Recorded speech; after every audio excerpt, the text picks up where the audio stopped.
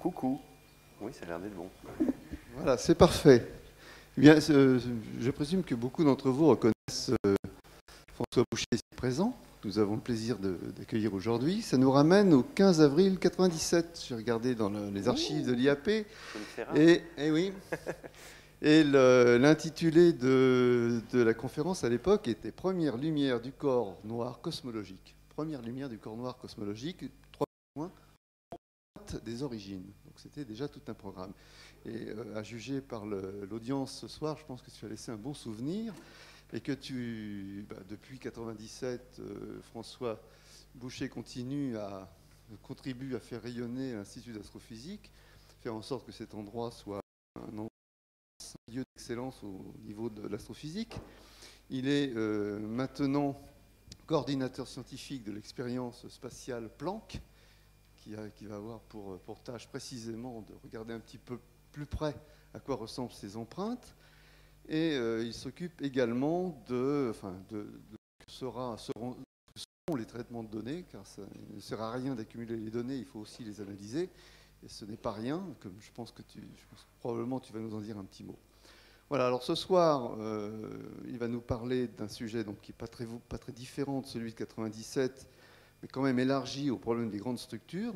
Sa conférence s'appelle « Grandes structures et corps noir cosmologique ». Je vais lui laisser la parole. Avant cela, parce que je m'aperçois qu'à la fin, vous partez tous très très vite, et puis vous êtes tellement contents de ce qui vient de se dire que j'ai du mal à dire quoi que ce soit. Donc, le mardi 2 avril, c'est-à-dire le mois prochain, vous aurez une conférence d'Annie Baglin du cœur des étoiles aux planètes habitables, et vous avez un papier comme ça à l'entrée, et qui vous permettra de connaître les 2 dernières conférences qui sont maintenant programmées. L'une aura trait à l'éclipse totale du Soleil qui a eu lieu en Angola l'année dernière. Et au mois de juin, il s'agira de parler de l'optique adaptative sur le VLT, les premiers résultats. Voilà, en tout cas, je laisse à François donc, le plaisir de nous emmener dans l'univers lointain. Merci. Bien, alors d'abord, je pense qu'il y a effectivement un peu péremption depuis presque 5 ans, et donc je m'autorise à revisiter ce sujet et à vous donner quelques nouvelles, en le prenant peut-être sous un angle légèrement différent. Et comme je suis très enroué, j'ai pensé aussi de vous montrer quelques images animées, et comme ça, vous pourrez vous contenter de regarder avec moi. Bien, alors d'une certaine manière, l'idée c'est d'essayer, dans cet exposé, de relier un peu les structures qu'on observe aujourd'hui, qui nous entourent. Vous pouvez imaginer peut-être chaque petit point comme étant une galaxie. Essayer de relier ça à l'empreinte sur le corps noir cosmologique qui seraient les petites fluctuations progénitrices de ces grandes structures. Et je vais essayer de vous emmener dans ce voyage et vous montrer la cohérence du cadre conceptuel qu'on a construit et des observations appropriées. Alors, quand on dépasse notre petit environnement, disons d'abord autour de notre Soleil, puis les quelques milliards d'autres qui forment notre galaxie, on en voit des tas d'objets dans l'univers qu'on appelle des galaxies. Alors, pour l'essentiel de mon exposé, par la suite, ça va être un point qu'on va considérer comme un traceur ou une brique fondamentale de structures de taille plus grande encore, qu'on va appeler les grandes structures. Alors, quand on commence par regarder le ciel, le ciel non traité, on observe essentiellement beaucoup d'étoiles. Alors ça, c'est une grande cartographie du ciel avec une machine qui a traité des tas d'images, et puis avec un certain algorithme, on a séparé ce qui étaient des objets des galaxies, donc les objets que je vous ai montrés précédemment, des étoiles. Donc là, il n'y a que des galaxies. Et en gros, ce que vous voyez, c'est dans chacune des petites cellules, il y a une couleur qui correspond à la densité de galaxies. Et déjà à ce niveau-là, donc c'est un grand morceau du ciel, vous pouvez constater que les galaxies n'ont pas l'air d'être réparties tout à fait au hasard. Et vous voyez des endroits où ça a l'air manifestement surdense, il y a plus de galaxies là. Et puis, quand on regarde un peu plus précisément, on s'aperçoit que ça définit des sortes de filaments, qu'il y a des régions qui ont l'air, ce qui est en bleu, là, qui sont beaucoup moins denses, où il y a beaucoup moins de galaxies. Puis on peut faire ça un peu partout. Là, il y a aussi un endroit très surdense, on voit aussi un bout de filament, etc. Donc ça, c'est la perception bidimensionnelle sur le plan du ciel de ces grandes structures. Alors le problème, ça c'est la position angulaire avec 2 angles. Alors fort heureusement, on peut utiliser un des piliers de la théorie du Big Bang pour essayer de positionner les objets dans la troisième dimension, c'est-à-dire leur éloignement par rapport à nous. Et pour l'essentiel, le pilier du Big Bang dont il s'agit, c'est celui de l'expansion de l'univers, qui a été largement démontré depuis les années 20, où ça a été découvert. Et ce qu'on met à profit, c'est le fait que des objets qui sont plus loin de nous sont en récession plus rapide. En gros, la limite proche, sans terme de correction relativiste de cette loi de Hubble, c'est V égale HR, c'est-à-dire que la vitesse d'éloignement est en gros proportionnelle à la distance. Alors, il existe un effet assez bien connu qui s'appelle l'effet Doppler, qui permet aussi de comprendre comment on peut positionner ces objets. Essentiellement, c'est l'effet selon lequel, par exemple, un son paraît plus aigu quand quelque chose se rapproche de nous, et plus grave quand il s'éloigne de nous. Typiquement, une voiture. Vous avez tous entendu ça. Il se passe exactement la même chose sur la lumière. L'analogie, donc, cette fois, c'est que des objets qui s'approchent de nous sont bleuis, c'est-à-dire plus d'énergie, une plus courte longueur d'onde, et puis ceux qui s'éloignent sont rougis avec une plus grande longueur d'onde. Et donc, on peut mettre ça à profit du moment qu'on est capable de mesurer le rougissement des objets.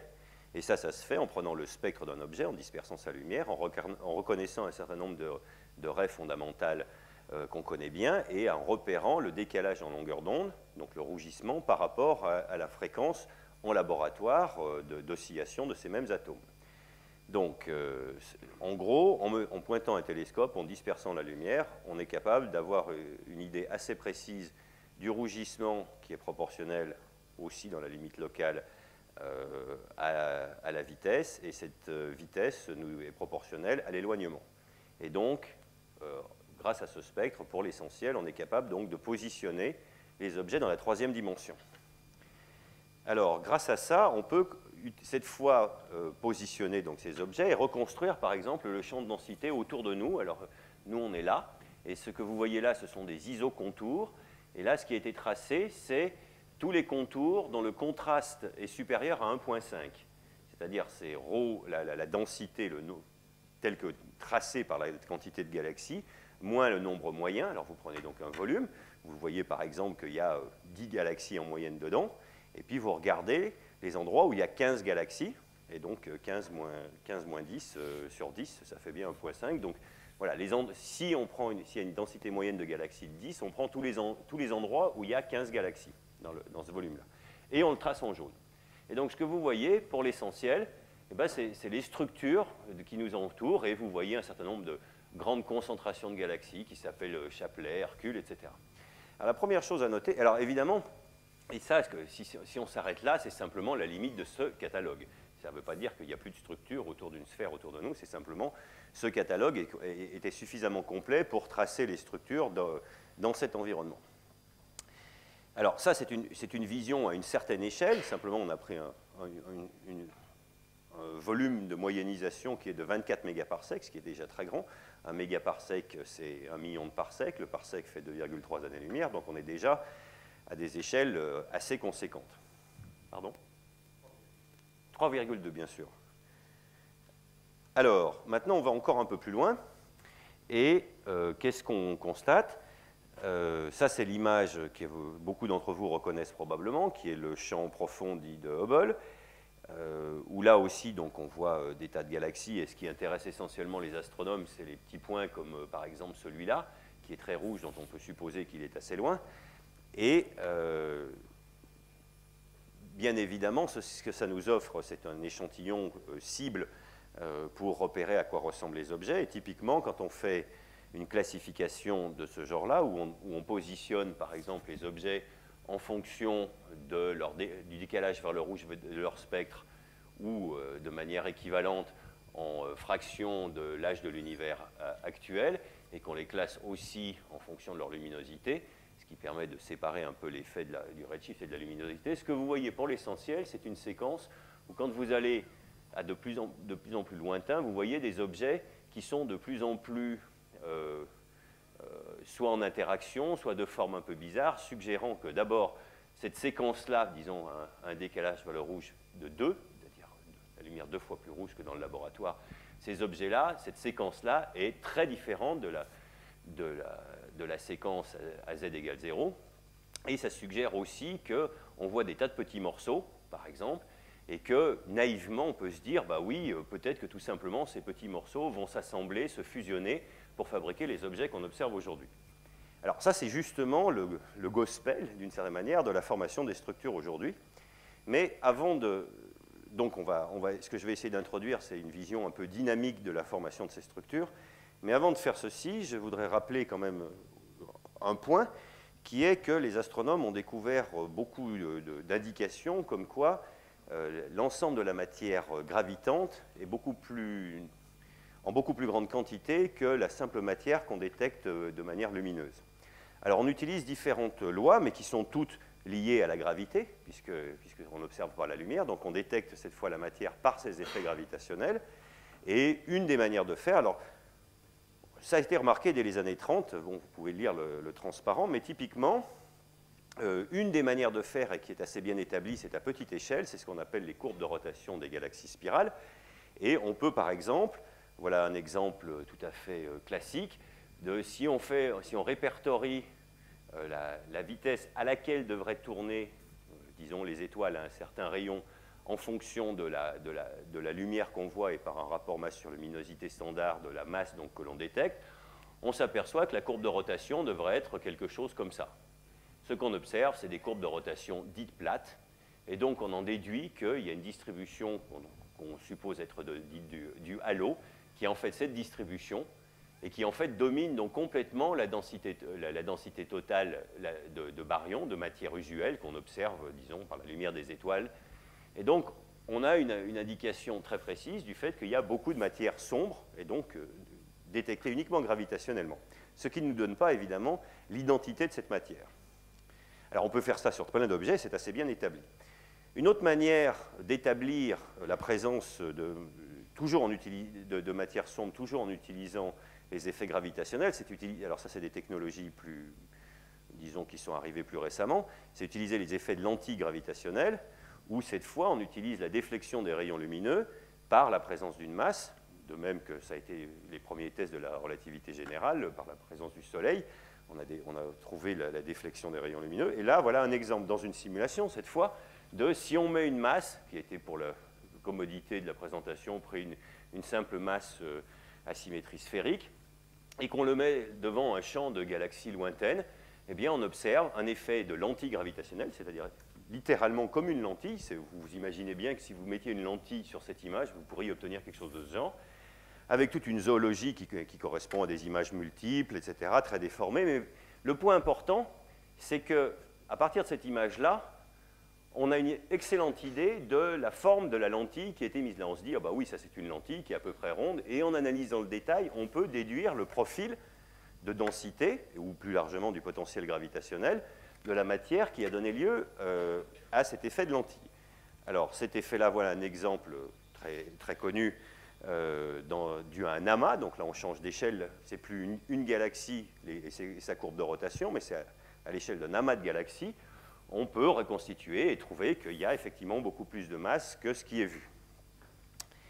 Et puis, on peut continuer de la même manière en analysant les champs de vitesse cosmique et en utilisant aussi d'autres...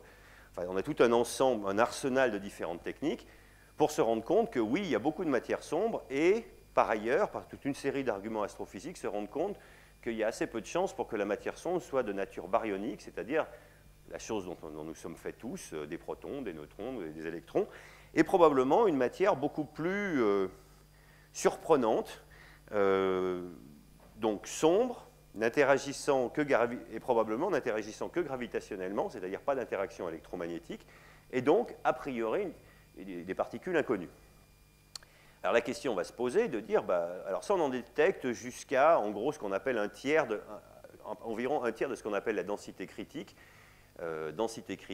qui fait un univers à la géométrie spatialement plane, et nous y reviendrons pour dire un peu ce que c'est par la suite. Mais donc on convient, et j'en reparlerai, de mesurer les choses par un paramètre oméga, oméga étant la densité de matière par rapport à la densité de matière critique, qui fait qu'on a un univers plat. Si on en a moins, on a a priori un univers de nature hyperbolique, et si on en a plus, un univers de type sphérique. Alors, si vous n'avez pas compris les 3 dernières minutes de ce que je viens de dire, c'est pas grave, on y reviendra. Tout ça, c'était pour dire qu'a priori, donc, on pense que pour l'essentiel de la masse est fait sous une forme qui est non lumineuse, pas d'interaction électromagnétique, et donc on va appeler ça la matière sombre.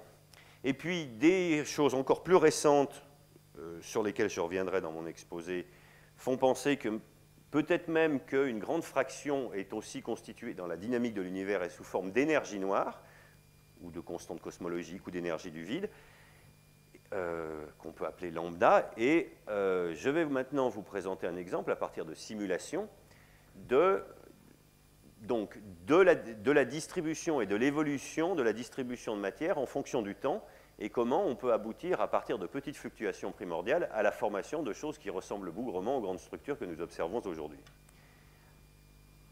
Alors, pour ce faire, je vais prendre une petite tranche d'univers dans un grand volume de simulation, et je vais le suivre au cours du temps. Donc, je vais supposer que je connais des fluctuations dites primordiales, qui sont des petites fluctuations de densité, et puis je vais voir si, sous l'influence de la gravité, j'arrive à fabriquer quelque chose qui ressemble à l'univers actuel. Alors, pour l'essentiel, voilà à quoi pourrait ressembler l'univers à z égale 11. Alors, z égale 11, c'est nettement moins d'un dixième de l'âge actuel de l'univers. Donc, si vous vous donnez comme ordre de grandeur 15 milliards d'années, ça serait l'univers, une tranche d'univers, disons, à moins d'1 milliard d'années. Et ce qui est tracé là, ce n'est pas les galaxies ou la distribution des galaxies. Je vous montre la matière sombre, en tout cas telle qu'elle est dans un ordinateur, puisqu'évidemment, étant sombre, vous ne pourriez pas la voir autrement. Donc, un peu plus tard, z égale 2, et donc on voit ce à quoi on peut s'attendre, c'est-à-dire que les endroits surdenses ont accrété, ont attiré la matière préférentiellement et au détriment des endroits sous-denses. Et donc, en quelque sorte, on ne prête qu'aux riches. Et progressivement, donc, on voit apparaître, toujours dans cette petite tranche fine, des filaments comme ceci, entourant des amas de galaxies. Chacun des petits points, là, pouvant être... Donc, on peut s'imaginer qu'au sein de chacun de ces petits halos de matière vont se développer des galaxies. Et donc, correspondant à un univers aujourd'hui, par exemple, qui pourrait ressembler à ça. Et ça, c'est une boîte qui, sur le côté, fait 150 mégaparsecs. Alors, ça vous donne une petite idée de la manière dont on conçoit les choses. C'est en fait que, bon, premièrement, l'univers est donc dominé par beaucoup de matière sous une forme non usuelle. Qui plus est, on a un schéma explicatif selon lequel des toutes petites fluctuations primordiales mises très tôt dans l'histoire de l'univers, disons quelques fractions infimes de secondes après le Big Bang, se sont progressivement développées sous l'influence de la gravité pour fournir cette zoologie ou cette topologie intéressante qu'on appelle les grandes structures aujourd'hui. Alors, pour vous donner un exemple maintenant de l'univers que ça produit dans la boîte, voilà par exemple le résultat d'un tel calcul qui représente beaucoup de temps d'ordinateur, typiquement 50 000 heures de calcul, ce qui pas sur un seul processeur, parce que ça fera un calcul qui fera un peu longtemps. Donc voilà à quoi ressemble, par exemple, un univers sorti d'une simulation. Et alors, déjà visuellement, c'est assez intéressant, ça ressemble d'assez près à ce qu'on a pu voir dans les catalogues de galaxies. Et bien évidemment, la comparaison ne s'arrête pas là. Après, on a des indicateurs statistiques, on regarde si les objets sont corrélés de la même manière que dans les catalogues de galaxies. On applique tout un arsenal mathématique qui n'est pas le propos de ce soir.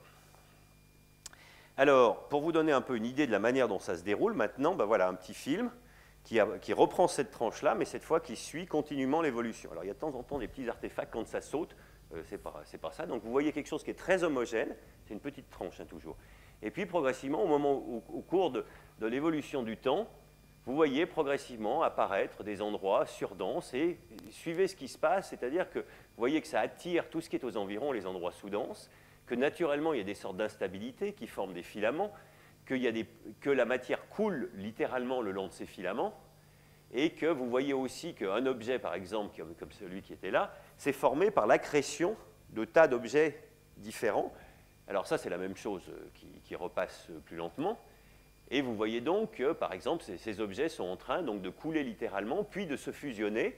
Et donc, et vous voyez aussi que, enfin c'est difficile peut-être à voir comme ceci, mais on a l'impression que tout se passe de manière similaire à différentes échelles. C'est-à-dire que ça soit un petit objet, il se forme en accrétant d'autres objets, et lui-même va être phagocyté littéralement par d'autres objets. Et donc, on forme, c'est d'une série de poupées russes, et on forme donc des objets de plus en plus grands. Alors ça vous donne une vision animée, disons, de cette simulation. Ça vous permet de vous promener un peu et de vous familiariser avec ce qu'on appelle finalement ces grandes structures, ces filaments, etc. Puisque rien ne vaut la variation de perspective pour visualiser quelque chose à 3 dimensions. Mais donc, ça commence à donner une sorte de pied naturel pour l'explication. Quand vous avez vu tout à l'heure ces objets extraits du catalogue de Hubble du champ profond, et où je vous ai montré ces petits objets qui, quand on regardait plus loin dans le temps, avaient l'air manifestement d'être en interaction et puis que c'était plus petit, ben, finalement, dans le contexte de cette explication-là, ça tombe de manière tout à fait naturelle. C'est-à-dire on forme des petites choses, on forme des petits halos, puis ces halos en forment des un peu plus gros en étant entraînés par la matière le long des filaments. Et donc tout ça fait sens d'une certaine manière. Alors là, vous voyez, ça vous donne une idée de les résolutions de ces simulations par ailleurs, parce que vous voyez, là l'idée c'est que en fait, ces petits points que vous voyez tourner là, c'est en gros la taille d'un halo de galaxie, à peu près. Donc on a pris un grand volume d'univers et on arrive à peu près à suivre, y compris la formation de petits halos qui ressemblent à des galaxies. Alors ça, c'est des développements presque technologiques, j'allais dire, assez récents. Ça ne fait pas très longtemps qu'on est capable de mettre dans un ordinateur suffisamment de particules, si vous voulez, pour pouvoir suivre à la fois ce qui se passe au niveau de la brique élémentaire, presque, enfin, disons une petite galaxie ou une fraction d'une galaxie standard, et en même temps les grandes structures dans lesquelles il faut absolument les placer pour pouvoir avoir une idée du contexte cosmologique global dans lequel ces structures se forment. Donc, donc on est obligé d'une certaine manière, on ne peut pas étudier les galaxies en isolation, il faut les replacer dans leur contexte cosmologique si on veut ambitionner d'étudier leur formation et leur évolution.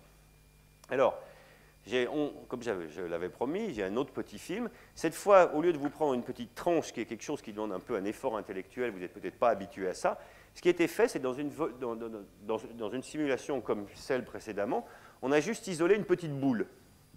D'accord? Alors, il y a toujours toutes les autres particules qui sont autour, hein, toute la gravité est toujours là, mais simplement, on s'est intéressé à une petite boule et voir comment elle évolue dans le temps. Et donc, alors, il y a quelques artefacts au début qui sont les joies de la compression MPEG. Alors, vous voyez que tout ça, ça peut se déformer. Alors, ça va repasser plus doucement. Voilà, vous avez pris un volume plus ou moins sphérique, et puis, sous l'influence de la gravité, l'ensemble du volume se déforme sous les champs de marée. Mais vous voyez aussi très rapidement apparaître ces petits amas, ces filaments, la matière qui coule le long, et évidemment la formation simultanée, il faut bien que ça parte de quelque part, de grands vides, que vous allez voir probablement encore mieux parce qu'on va faire tourner ce petit volume, et donc vous allez, je pense, voir assez bien ce qu'on appelle grande structure. Alors voilà, alors évidemment c'est un peu saccadé, mon portable a déjà quelques années, et donc il fatigue. Enfin, ça vous donne quand même une idée, me semble-t-il, assez représentative de ce dont on parle. Bien. Alors, à partir de là, ça nous permet d'ailleurs de fabriquer des espèces de pinceaux très profonds où on peut synthétiser ce qu'on pourrait observer si on était capable de regarder extrêmement loin, dans des très faibles luminosités, donc très loin en distance. Mais si on commence à regarder très loin en distance, on commence à regarder très loin dans le temps, puisque la vitesse ayant la lumière ayant une vitesse finie, 300 000 km par seconde, si on regarde suffisamment loin, on regarde aussi les objets tels qu'ils étaient dans le passé. Et ceci est un exemple très parlant, me semble-t-il, où là, c'est vraiment, on a exploré, entre guillemets, on a simulé à quoi ressemblerait la distribution de matière le long d'un petit pinceau. Et ce que vous voyez, c'est qu'au début, on intersecte donc toutes ces structures. Alors là, c'est des structures, c'est de taille colossale. Les grands vides dont je vous parlais tout à l'heure, c'est ça. Donc là, on est en train de parler de quelques centaines de mégaparsecs. Et là, on est donc en train d'explorer, de remonter le temps, une très large fraction de l'histoire de l'univers. Et donc, vous voyez littéralement comment regarder loin, c'est regarder dans le temps, puisque vous voyez que ces structures sont photographiées, entre guillemets, au moment où le plan de photon passe, à des moments où les structures sont de moins en moins formées. Et là, à la limite, si vous aviez des traceurs, vous pourriez commencer à imaginer que là, il y a effectivement très peu de structures formées. Donc, explorer ça, c'est d'une certaine manière, quand on a regardé ce qui se passait, le déroulement dans le temps, on a fait un peu l'équivalent de ce que voyait un photon, ce qu'aurait vu un photon le long de sa trajectoire, partant, disons, peu de temps après le Big Bang, et nous arrivons jusqu'à nous. Par ailleurs, ce qui est intéressant de savoir, c'est qu'en fait, ceci correspond à une expérience qui est montée, alors, pas exactement ceci, mais la géométrie et le type de profondeur dont on parle correspondent assez bien à une expérience qui s'appelle VIRMOS, qui a vu sa première lumière très récemment et qui est montée sur le Very Large Telescope au Paranal. Par ailleurs, avec un chef de projet, un leader français, ce qui ne gâte rien, Olivier Lefebvre. Et alors, évidemment, on n'observera pas la distribution directement de la matière. Ce qu'on va observer, c'est la distribution des galaxies qui sont des traceurs de cette distribution de matière. Mais vous imaginez bien qu'obtenir une telle fenêtre sur l'univers sera assez passionnant et permettra d'une certaine manière de capturer directement et l'évolution des structures, des grandes structures, et l'évolution des galaxies dans le mouvement. Alors, voilà toujours dans une de ces simulations à quoi ressemble une galaxie. Et là, donc, je ne fais que reprendre ce que je vous disais tout à l'heure, c'est-à-dire qu'une galaxie, c'est en fait c'est un halo de matière sombre, et puis il y a des tas de petits halos qui sont en train de tomber dessus, qu'elle cannibalise pour former un objet qui est de plus en plus grand. Alors ça vous dit tout de suite que suivre la formation des galaxies, y compris de manière théorique, va être quelque chose qui va être assez difficile, puisque on voit bien que c'est un processus compliqué qui est en train de se produire. Là-dedans, il faut imaginer qu'il y a du gaz, un petit peu, des baryons, de la matière dont nous sommes faits, qui va refroidir, qui va fabriquer des étoiles. La fabrication des étoiles va retourner des métaux qui vont changer les conditions du refroidissement, qui vont donc aussi changer le type d'étoiles qu'on fabrique et globalement changer la signature, y compris spectrale, de l'objet. Alors ça, c'est quelque chose d'assez compliqué. Aucune simulation de nos jours n'est encore capable de simuler l'ensemble du processus, c'est-à-dire à la fois l'évolution de la matière gravitante et l'ensemble des processus hydrodynamiques, à la fois hydrodynamiques et éventuellement radiatifs, qui aboutissent à la formation d'un objet. On peut donc utiliser une sorte d'approche hybride dans laquelle on essaye de décrire à quoi, de manière semi-analytique, la manière dont les baryons, c'est-à-dire les choses dont nous sommes faits, évoluent dans le temps. Alors c'est une approche qui s'incarne dans un projet qui s'appelle GALIX, qui est fait dans cette maison et dont le porteur est essentiellement Bruno Guiderdoni, avec mon aide un petit peu, plus un certain nombre d'étudiants, de thésards, de post-docs. L'idée est très simple, c'est puisqu'on ne peut pas tout suivre, eh bien on va prendre chaque fois qu'on trouve un halo dans la simulation, on va l'enregistrer, on va le détecter, on va l'enregistrer. Alors l'enregistrer, ça correspond par exemple ici à faire un petit rond jaune pour des objets de taille moyenne, bleu pour des tout petits objets, vert pour des très gros. Et puis, si on fait ça à tous les temps de la simulation, vous imaginez bien qu'on peut, d'une certaine manière, se poser la question, quand à z égale 0, je vois un gros rond, entre guillemets, un gros halo, où est-ce qu'il était, disons, à z égale 0,5 ? On s'aperçoit que c'était toute une collection de halos plus petits qui ont fusionné pour fabriquer cet objet-là. Donc, d'une certaine manière, on peut construire l'arbre généalogique de tous les objets qu'on observe aujourd'hui. Eh bien, allons-y, construisons un arbre généalogique. Ceci est l'arbre généalogique, par exemple, d'un objet qui a toutes les propriétés de notre Voie lactée aujourd'hui, ici. Et ce qu'on trouve dans cette simulation-là, c'est que c'est dû au fusionnement de l'ensemble de ces halos qui eux-mêmes sortaient de tous ces halos-là, etc. Bon, vous voyez l'histoire, on construit sur pas mal de générations cet arbre généalogique.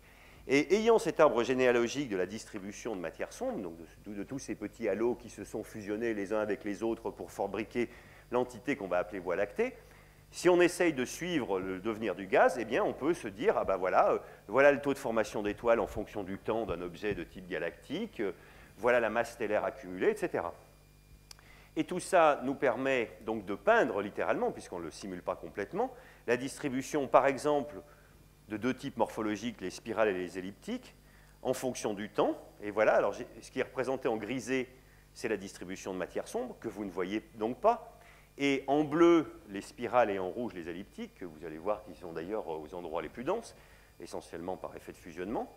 Ça, c'est à z égale 3. Et ça nous permet de dire, ben voilà, à z égale 2, voilà à quoi ça ressemble. À z égale 1, voilà à quoi ça ressemble. Et à z égale 0, à quoi ça ressemble. Donc, vous imaginez bien, vous avez donc une distribution de matière sombre avec des toutes petites fluctuations qui croissent avec le temps. Ces fluctuations, dans une série de poupées russes, on fabrique des objets de taille de plus en plus grande.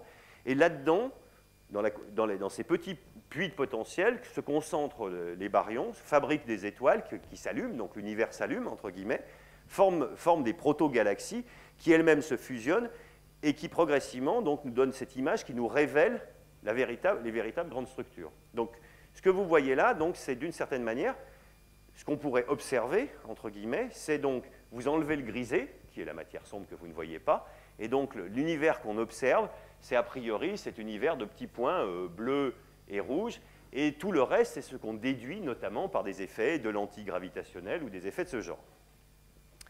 Très bien. Et alors, à partir de là, on peut s'amuser à synthétiser des images totalement sorties de l'ordinateur, par exemple, d'un champ profond, et s'amuser, par exemple, à le comparer à l'image du champ profond de Hubble. Donc, so far, so good. Donc là, jusqu'à maintenant, je vous ai donc donné une idée de la manière dont on conçoit l'évolution, la fabrication des structures dans l'univers. Alors, il y a toute une série d'indications qui nous permettent de tester la solidité de ce schéma explicatif, à la fois en regardant, par exemple, la manière dont les galaxies bleues sont corrélées entre elles, la manière dont la quantité relative de tel objet avec tel objet, mais éventuellement en mesurant les champs de vitesse cosmique hors flot de Hubble. Bon, tout ça, on voit assez bien, mais on sent bien que tout ça repose d'une certaine manière sur une idée qui est à la base de tout ça, c'est que d'une certaine manière, il y a des petites fluctuations primordiales et que à z, enfin, à un très grand écart dans le temps. Or, bien évidemment, tout ce qu'on est capable d'observer autour de nous, d'abord, c'est jusqu'à des décalages vers le rouge modestes. Enfin, modestes, qui commencent à être une fraction substantielle de l'âge de l'univers, disons les 90% de l'âge de l'univers. Mais évidemment, il faut qu'il y ait déjà de la lumière, il faut déjà que les premiers objets soient formés. Et donc, au-delà, on a une sorte de grand noir. Et donc, on ne sait pas, on ne teste donc qu'à partir du moment où on a vu les premiers objets, et en plus, ce qui est loin, on n'en voit pas beaucoup. Il faut des grands télescopes, et c'est en fait, c'est la recherche actuelle du point de vue de la formation et de l'évolution des structures. Donc, on est un peu frustré, et on aimerait bien avoir l'image des fluctuations, enfin, savoir si ça tient bien ensemble, et s'il y a bien des fluctuations primordiales, et si oui, à quoi elles ressemblent. Alors, si vous pensez ce que je vous ai dit tout à l'heure, c'est que d'une certaine manière, plus on regarde loin, plus on regarde dans le temps, a priori, si on avait quelque chose à observer, disons, à quelques centaines de milliers d'années après le Big Bang, si on pouvait trouver quelque chose de suffisamment loin, on pourrait regarder ces fluctuations primordiales à l'état où elles étaient de toutes petites fluctuations, avec un avantage supplémentaire, c'est que dans ce cas-là, les fluctuations sont faibles, donc on sait calculer, sans ordinateur cette fois, on sait faire de la physique analytique et donc calculer comment, on sait plus exactement lire la signification physique de ces fluctuations de manière beaucoup plus directe que, disons, par exemple, la formation des galaxies, où encore une fois, je vous ai montré par quel ensemble de travaux, et encore, c'est une toute petite image impressionniste de cet iceberg que représente le travail sur la formation des galaxies, mais vous avez vu qu'il y a toute une série d'étapes et que finalement, pour se rapporter au processus physique sous-jacent, alors qu'on voit que la pointe de l'iceberg, qui est le spectre de petits objets qui sont en fait que des petits traceurs de l'ensemble,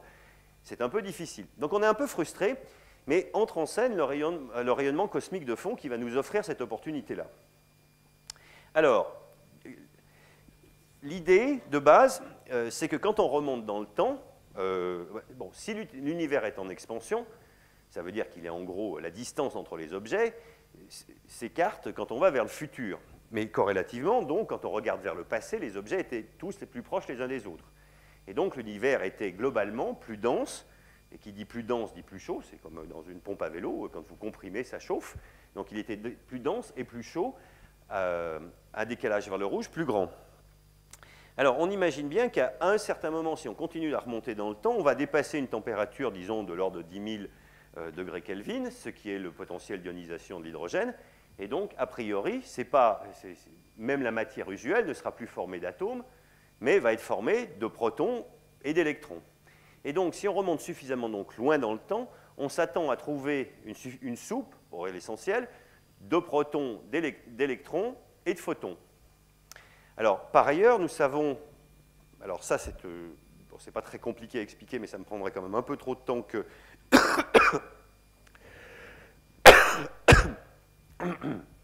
pour arriver... Non, pause quand même.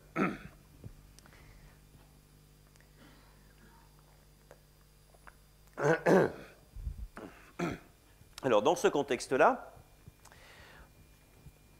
donc d'un univers plus chaud et plus dense, quand on remonte dans le temps, on peut se poser la question de est-ce qu'on est capable de fabriquer les abondances nucléaires qui sont observées, ou en tout cas qu'on peut déduire des observations d'aujourd'hui? Et la réponse est oui, dans la mesure où on peut compter le nombre de photons par électron ou par baryon usuel, et le nombre qui sort, c'est de l'ordre de 10 puissance 11. Alors, au passage, le succès de la possibilité de description de l'abondance de la nucléosynthèse, de l'abondance des éléments tels qu'on l'a déduit des observations aujourd'hui, est un deuxième des piliers fondamentaux du Big Bang, donc le succès de la nucléosynthèse, où d'ailleurs un certain nombre de gens dans cette maison se sont illustrés et continuent à s'illustrer. Je suppose que vous avez eu aussi quelques mardis sur ce sujet-là. Le troisième donc, pilier du Big Bang étant l'observation du corps noir cosmologique, ce que j'entreprends donc de vous expliquer. Donc on a une soupe, disons on va dire, non plus les 3 premières minutes, mais après les 3 premières minutes, qui est pour l'essentiel des protons, des électrons. Bon, alors il y a un petit peu d'hélium, il y a un petit peu, mais pour la commodité de l'exposé, je vais l'ignorer, et des photons. Alors, à quoi ça ressemble, cette soupe? Ce qu'il faut savoir, c'est que les photons, qui sont donc en nombre très nombreux, de l'ordre de 10 puissance 11, c'est-à-dire quelque chose qui doit ressembler à 100 milliards de photons par électron ou par proton, ils peuvent interagir uniquement avec les électrons. C'est ce qu'on appelle l'interaction Thomson. Et donc, en gros, chaque fois qu'ils rencontrent un électron, bingo, c'est comme un flipper. Ils sont déviés et ils font une sorte de marche au hasard. Enfin, ils sont déviés un peu au hasard et ils partent dans une autre direction, rebondissent sur un autre électron, etc. Et donc, ils font cette sorte de marche plus ou moins au hasard. Et donc, vous pouvez imaginer que si on a 10 puissance 11, il y en a beaucoup, on a une sorte de fluide fortement lié entre, disons, cette soupe de photons et ces électrons et ces protons. Alors, ils ne peuvent pas glisser l'un par rapport à l'autre. Je veux dire, si vous imaginez que vous avez 10 puissance 11 photons, vous ne pouvez pas envoyer un électron qui se balade parce qu'il a ce mur, littéralement. Dès qu'il a une vitesse relative, il est mis au repos très vite. Donc, les électrons sont au repos relativement aux photons. Et par ailleurs, les électrons, ils collisionnent aussi avec les protons. Donc, les protons sont aussi au repos par rapport aux électrons. Donc, ça veut dire que tout ce petit monde ne peut pas glisser l'un par rapport à l'autre et que donc, ça se comporte comme un fluide unique. Donc, vous avez une soupe, un fluide. Alors, c'est un fluide compressible. Donc, c'est un plasma. Enfin, on l'appelle un plasma parce que c'est un fluide un peu particulier qui est totalement ionisé. Et maintenant, on se pose la question, qu'est-ce qui se passe quand l'univers, je reprends le cours de l'évolution dans le temps normal, et pour l'essentiel, donc l'univers est en expansion. Donc, j'ai essayé hier de dessiner un petit peu cette image. Quelque temps plus tard, ce bout d'univers est devenu un peu plus grand. Alors, les objets ne sont évidemment pas à la même position. Et j'ai une autre image où j'ai d'autres photons qui sont en train de rebondir sur les électrons. Le point qui est important, c'est que si je fais un changement d'échelle, c'est-à-dire si je prends l'image de droite et que je la remets à l'échelle, elle va ressembler parfaitement à cette image-là. Dit autrement, la seule chose, vu que j'ai le même nombre d'électrons, le même nombre de protons, ils sont toujours là, donc ça ne peut pas changer. La seule chose qui pourrait changer, c'est le libre parcours moyen entre deux collisions du photon. Eh bien, il ne s'est rien passé si ce n'est une dilatation. Toutes les distances sont devenues un peu plus grandes. La distance jusqu'au prochain voisin, jusqu'au prochain électron, disons, a été dilatée. Le libre parcours moyen d'un photon avec un autre s'est dilaté. Mais à part ça, à part le fait que donc, si je ne sais pas, si je n'ai pas une règle pour mesurer cette dilatation, cette image est parfaitement identique. Si vous la retaillez, la mettez à l'échelle, il ne se passe rien. Donc finalement, pendant très longtemps, c'est effectivement ce qui se passe. L'univers est identique à lui-même à une dilatation près qui correspond quand même à une variation de la température qui décroît inversement proportionnellement au facteur d'expansion. Mais donc, à part cette diminution progressive de la température due à cette expansion, donc à part ce facteur d'échelle, il ne se passe rien. Donc, on a une sorte de boule de feu de photons, enfin, un univers avec plein de photons très chauds qui rebondissent comme sur un billard électronique. Alors, essayons de voir un peu. Alors maintenant, j'ai pris le parti d'enlever le facteur d'échelle, c'est-à-dire ce facteur de dilatation, et je continue à vous montrer le reste de l'histoire, simplement en ayant... Alors évidemment, la taille du cube augmente à chaque fois, mais encore une fois, parce que ça trouble, je veux dire, on ne voit plus que la dilatation par le cube, donc j'ai remis à chaque fois, j'ai enlevé le facteur d'expansion, donc je l'ai recontracté à la même taille. Alors qu'est-ce qui se passe? Il se passe qu'à partir d'un certain moment, la température baisse suffisamment pour qu'on commence à passer en dessous de la température d'ionisation de l'hydrogène, et donc je commence à pouvoir former quelques premiers atomes, les tout premiers atomes. Donc, d'une certaine manière, ce que j'ai symbolisé par le fait que je pouvais fabriquer un atome d'hydrogène en mettant un petit électron, c'est très naïf tout ça, en train d'orbiter autour d'un proton. Et donc, de temps en temps, je commence à former un certain nombre d'atomes neutres. Alors là, il se passe quelque chose d'intéressant parce que je vous ai dit, les photons ne diffusent pas sur les protons, ils diffusent sur les électrons. Si maintenant, mais ils ne diffusent pas non plus sur les atomes. Donc si maintenant je commence à prendre des centres diffuseurs qui sont des électrons, à les accoquiner à un proton qui fabrique un atome sur lequel la lumière ne diffuse plus, j'ai moins de centres diffuseurs. Donc ayant moins de centres diffuseurs, le libre parcours moyen des photons augmente. Il faut plus de distance avant qu'un photon rebondisse sur un autre électron. Et donc, progressivement, ce processus continue à se dérouler. Donc, un peu plus tard, j'ai continué à fabriquer de plus en plus d'atomes. Et donc, j'ai la combinaison, enfin, je ne sais pas pourquoi, mais la tradition veut qu'on appelle ça la recombinaison. Donc, progressivement, l'univers est en train de devenir neutre. C'est-à-dire que les électrons et les protons sont en train de former des atomes neutres. Et donc, les grains de lumière que sont les photons sont en train de voir disparaître leur centre diffuseur. Et donc, obligatoirement, la distance entre deux rebonds augmente. À tel point qu'il y a un moment donné où l'univers, où quasiment presque tous les électrons se sont accoquinés à un proton, l'univers devient neutre et par la même occasion devient transparent. Donc, vous voyez bien la séquence des événements. J'ai un plasma ou un fluide, disons, fortement couplé, qui se comporte comme une seule entité. Ça sera important pour la suite. Et puis, progressivement, au fur et à mesure de l'expansion, pendant très longtemps, il ne se passe rien à part un facteur d'échelle. Et puis, progressivement, la température a suffisamment baissé pour que je puisse commencer à amorcer la fabrication d'atomes qui privent les photons de centres diffuseurs. Et donc, progressivement, les photons peuvent se propager de plus en plus en ligne droite. Et donc, qui dit se propager en ligne droite, c'est-à-dire véhiculer l'information, et donc de fait d'avoir un milieu transparent.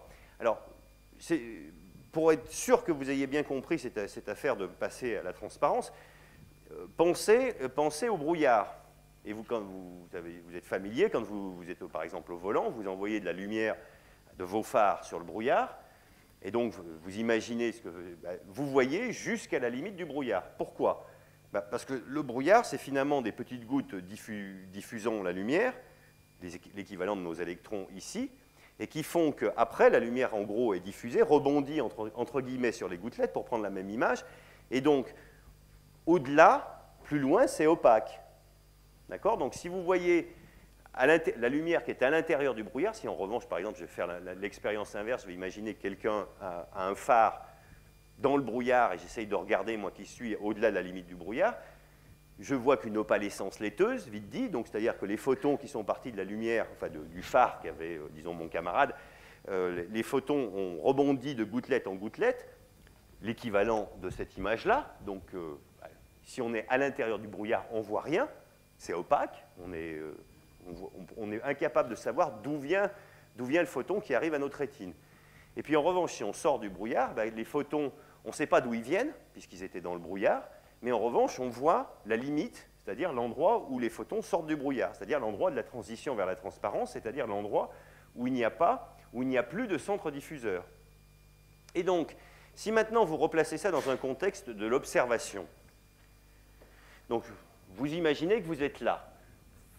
Alors, plus on remonte dans le temps, ce que je vous ai dit, plus vous remontez dans le temps, plus vous remontez dans l'espace, pardon, vous regardez de plus en plus loin, plus vous remontez dans le temps. Et donc, c'est à un certain temps, autour de nous, que s'est produit la surface de dernière diffusion. Et au-delà de tout ça, c'est le moment de l'univers opaque, et qui est très chaud. Vous pouvez imaginer qu'il y a partout une lampe. Et donc, il y a une source de photons, mais c'est opaque. Et puis, ce que vous voyez, c'est le moment où l'univers devient transparent. Donc, chacune des petites boîtes que je vous ai montrées, au moment où ça devient transparent, vous les imaginez le long là. Et donc, ça diffuse. Et pour l'essentiel, il n'y a plus de centre diffuseur jusqu'au moment où un détecteur, mon œil ou un satellite, va récupérer ces précieux photons et enregistrer ces photons qui sont issus tout droit, dont la dernière interaction a été au moment où l'univers est devenu transparent. Ceci est daté, c'est un Z, un décalage vers le rouge de 1500, ou à peu près 100 000, enfin 200 000 ans, disons, après le Big Bang. Bien, donc je le récapitulons pi.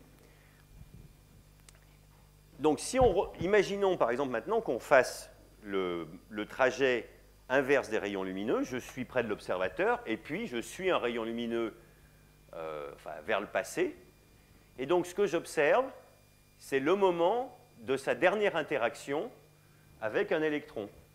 Et puis au-delà de ça, il était là, puis après c'est toute la série dont je vous ai parlé, d'interactions diverses et variées qui font que en fait, l'univers est totalement opaque. Et ça, c'est vrai dans toutes les directions. Et comme l'univers s'est refroidi de manière à peu près homogène partout, il a fait sa transition vers la transparence à peu près partout, au même temps. Et donc, ça définit de fait une surface de dernière diffusion qui, étant au même instant dans l'âge de l'univers, correspond à une surface à peu près à la même distance de nous. Donc, ce que vous voyez par là, c'est que donc, de manière très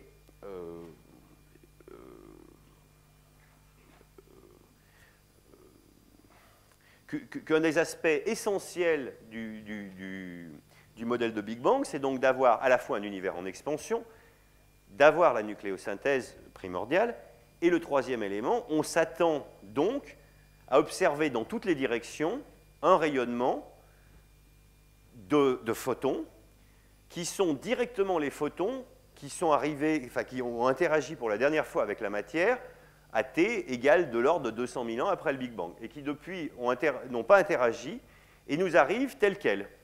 Alors, s'ils nous arrivent tels quels, ce qu'il faut voir aussi, c'est que ces photons avec ces électrons, ils ont eu le temps d'interagir tout plein de temps, et il y a des lois de la physique qui nous disent quelle est la distribution en fréquence ou en couleur de ces différents photons. Et on sait qu'une distribution thermalisée, ça doit obéir à une certaine loi mathématique qu'on appelle une distribution de Planck, la courbe de Planck. Et donc, on a une prédiction extrêmement précise que dans le cas du modèle de Big Bang, on s'attend à voir dans toutes les directions une distribution qui a la même intensité et dont la distribution en intensité des différents photons qui arrivent obéissent à une loi mathématique très précise donnée par une courbe de Planck. Alors, ça, c'était quelque chose qui a été réalisé très tôt dans l'histoire du Big Bang et a été recherché aussi relativement tôt et a été trouvé, en fait, par hasard, en 1978, par Penzias et Wilson, ce qui leur a valu le prix Nobel. Ce qu'il faut savoir... Pardon ? Ah bon? Bah attendez, c'est peut-être... Oui, non, c'est le Nobel de physique en 78. D'ailleurs, c'est écrit là, en 65, je l'ai écrit. Dans les deux cas, je ne me souviens pas bien. Comme quoi, il vaut mieux mettre des petites notes quand même. Mais le point important, c'est qu'à cette époque-là, il y avait donc des gens qui avaient construit à Princeton, tout à côté, une expérience justement pour faire la mesure de ce corps noir. Et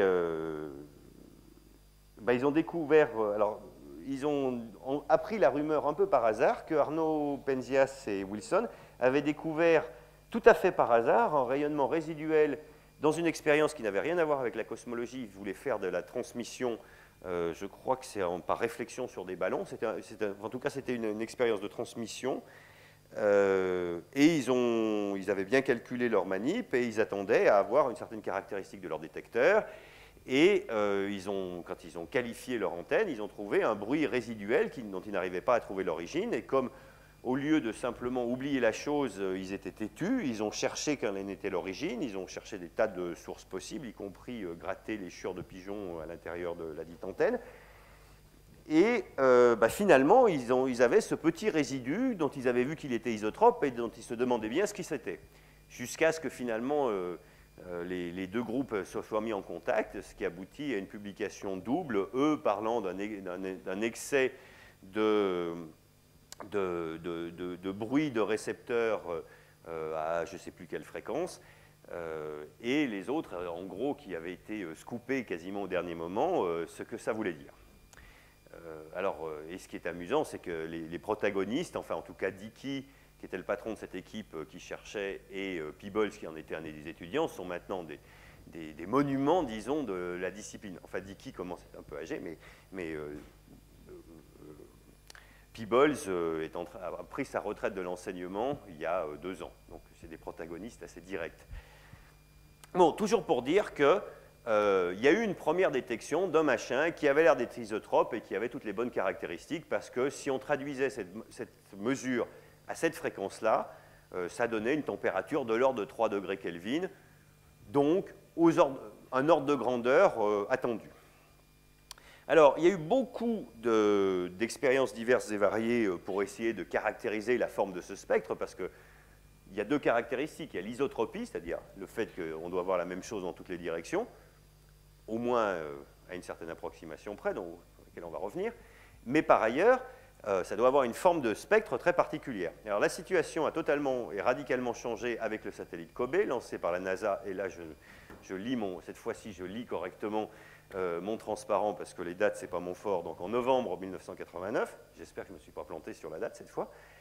Et voilà ce qu'une des expériences à bord, l'expérience FIRAS, à mesurer, donc c'est les points avec des barres d'erreur. Alors simplement, c'est des barres d'erreur un peu particulières, c'est des barres d'erreur à 400 sigma, c'est-à-dire, en gros, les barres d'erreur ont été multipliées par rapport à celles qu'on montre traditionnellement sur un diagramme, par un facteur 400.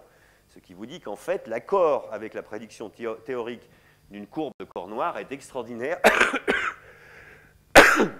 si l'on suppose la température très précise d'un corps noir à 2,728 degrés Kelvin.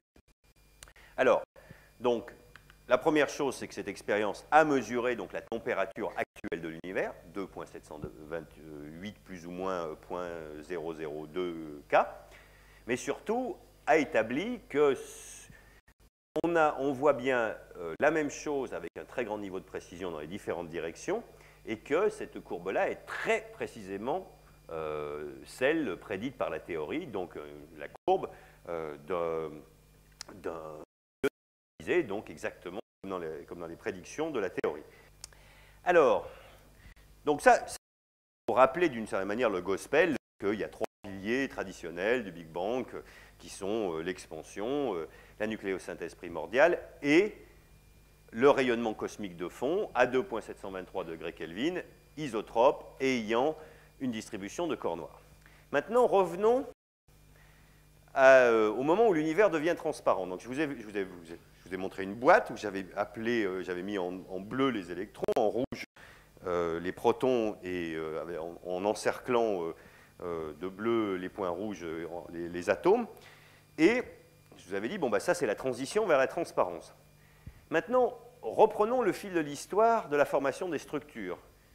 Tout ce que je vous ai raconté, c'est que donc on arrive à construire un scénario globalement cohérent de la formation des structures en supposant qu'il existe de petites fluctuations primordiales qui devaient donc être là au moment où l'univers était transparent. Et si elles étaient là, elles ont peut-être laissé une trace sur ce fond de rayonnement cosmologique. Alors, il y a toute une série de mécanismes qui font que de petites fluctuations de densité et de température à cette époque-là vont laisser une trace. Alors, je vais en illustrer une seule, enfin, je vais en illustrer deux.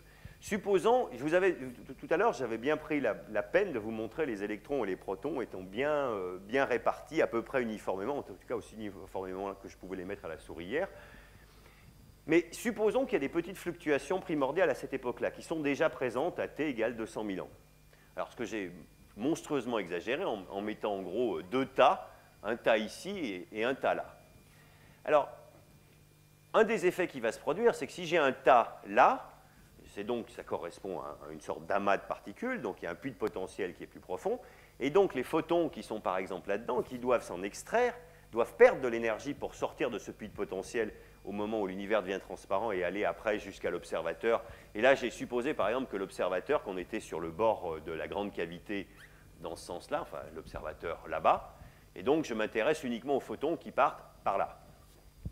Et donc les photons qui doivent s'extraire d'un endroit surdense, ils doivent s'extraire d'un puits de potentiel, donc ils doivent laisser de l'énergie, comme ils laissaient des plumes, comme dans la même expression, ils doivent laisser de l'énergie pour pouvoir s'extraire de cet endroit-là, et en tout cas, ils doivent laisser de l'énergie par rapport aux photons qui sortent d'un endroit qui n'est pas surdense. Et donc, vous voyez bien que s'ils ont perdu de l'énergie, ils ont été rougis, et donc vous attendez à ce que les photons qui sortent de là soient un peu plus rouges, dit autrement, que la température, très précisément dans cette direction-là, quand je suis là et que je suis en train de regarder dans cette direction-là, soit légèrement plus faible. C'est un peu plus rouge, c'est donc un peu plus faible. En revanche, les photons qui, au moment où l'univers devient transparent de cette surface de dernière diffusion, sont en train de sortir de régions a priori qui sont sous-denses, eux sont a priori, entre guillemets, bleuis, c'est-à-dire que la distribution correspond à une distribution de température légèrement plus élevé. Alors ça, c'est un des effets, ce n'est pas absolument le seul. Je vous ai aussi dit que, en fait, avant la transparence, on a les protons et les électrons ne peuvent pas glisser par rapport aux photons. D'abord parce qu'il y en a 10, 11, et donc ils sont au repos l'un par rapport à l'autre. Donc je vous ai dit que c'était un fluide unique. Et donc, si vous imaginez qu'il y a un endroit surdense, un fluide, ça a des oscillations acoustiques. Et donc, si vous imaginez que vous comprimez un endroit et que vous le laissez faire, ça va osciller. Donc, en fait, ça, c'est une vision statique, mais cet aspect-là, par exemple, était en train de s'effondrer. Si c'était en train de s'effondrer, ça veut dire que, par exemple, les photons qui sont en train de rebondir, enfin, disons, là, alors que c'est en train de s'effondrer dans ce sens-là, vont avoir à leur tour un effet Doppler. Et puis, bon, je ne vais pas vous citer tous les mécanismes physiques détaillés qui rentrent en ligne de compte, mais ce qui est clair, c'est que si vous avez donc des fluctuations primordiales, condition sine qua non de notre explication de formation des grandes structures, alors vous devez avoir des anisotropies du corps noir cosmologique, anisotropies très faibles certes, typiquement de l'ordre de 10-5. Alors 10-5 secondes, on parle d'un rayonnement qui est à 3K, donc 10-6, ça serait 3 micro-K, 10-5, c'est de l'ordre de la trentaine de micro-K. Donc on est en train de parler de petites fluctuations de température absolument microscopiques, de 30 millièmes de degré Kelvin, donc très proche du zéro absolu, qui serait, millionième, pardon, qui serait très exactement l'image, et vous imaginez bien, il y a une correspondance assez directe, endroit surdense ou sous-dense, et variation de température. Donc, si vous êtes capable de cartographier cette grande surface dont je vous ai parlé précédemment, qui était le moment où l'univers devient transparent, alors vous êtes très directement de cartographier en température, ces petits écarts de température, vous êtes très précisément en train de faire la carte, littéralement, des anisotropies primordiales. Et donc, ce que je vous disais dans mon introduction, c'est qu'on aimerait bien donc, être capable de faire directement la cartographie de ces lointains ancêtres des grandes structures d'aujourd'hui, donc typiquement telles que c'était quelques centaines de milliers d'années après le Big Bang, a priori, la physique ou l'univers a le bon goût de nous offrir, a priori, cette sonde, si on est capable de le mesurer. Alors, quand moi j'étais en thèse, on ne doutait absolument pas qu'on allait les trouver, ces fluctuations, puisque sinon la cohérence du schéma explicatif était mise en cause. Ou alors, si on ne les trouvait pas, ça serait encore plus rigolo, c'est qu'il fallait vraiment complètement revoir toutes nos notions, qui dans tous les cas étaient gagnants. Alors, là, c'est un diagramme donc, que j'ai repris de, je ne sais pas, dans les années 80, vite dit. Et ce que vous voyez, c'est que les fluctuations de température, en fonction de l'échelle angulaire où étaient faites les différentes expériences, et ce que vous voyez, c'est à chaque fois des petites flèches vers le bas, ce qui veut dire des limites supérieures. C'est-à-dire qu'on n'observait rien de rien. C'est-à-dire que tout ce qu'on était capable de dire, c'est qu'il n'y a pas de fluctuation, avec la technologie dont on dispose, il n'y a pas de fluctuation d'amplitude supérieure à ton, typiquement de l'ordre de 10-4. Et donc, à part un effet dipolaire sur lequel je vais revenir, qui est en gros le ciel d'un côté plus rouge et de l'autre plus bleu, je vais y revenir. Donc, mais ça, ce n'est pas primordial du tout. Donc, pendant très longtemps, on a vu baisser progressivement l'enveloppe de ces limites supérieures. Et la grande nouvelle, ça a été le même satellite Kobe. Alors ça, c'est quand même un peu fort, parce que qui avait 3 expériences à bord, et dont les 3 expériences ont amené des nouvelles assez fondamentales sur la connaissance de notre univers. Donc, je vous ai parlé de la première expérience, l'expérience FIRAS, qui vous a donné le spectre très précisément. La deuxième, c'est donc DMR, Differential Microwave Radiometer, qui est la première à avoir détecté les fluctuations primordiales et à en faire la cartographie. Et c'est ce qui apparaît là, et ça a été trouvé donc au niveau de 10-5 dont je vous parlais précédemment.